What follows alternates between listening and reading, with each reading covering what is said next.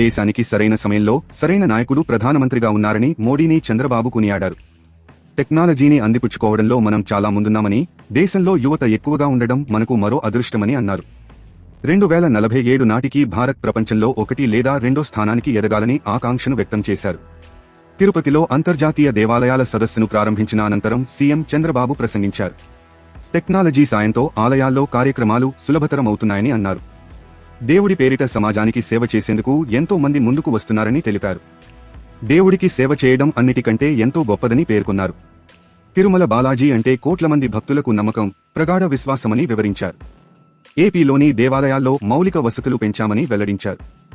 7 నెలల్లోనే దేవాలయాలకు 134 కోట్లు ఖర్చు చేశామని చెప్పారు. రాష్ట్రంలోని అర్చకులకు వేతనాలు, వేద పాఠశాలలకు నిధులు కేటాయిస్తున్నామని తెలిపారు. ప్రముఖ ఆలయాలకు కమిటీలు ఏర్పాటు చేసి కార్యక్రమాల నిర్వహణ చేపడుతున్నామని వివరించారు.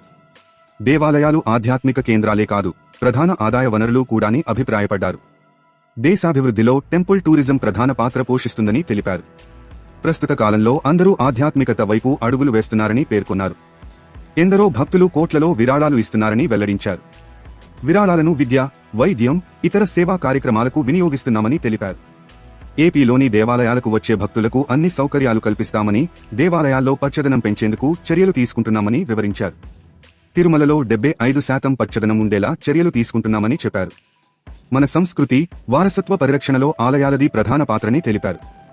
నాడు ఎన్టీఆర్ ఏపీ దేవాలయాల్లో అన్నదానం కార్యక్రమాన్ని ప్రారంభించారని చంద్రబాబు గుర్తు చేశారు. ఇవాళ నిత్యం లక్షల మంది అన్న ప్రసాదం స్వీకరిస్తున్నారని వివరించారు.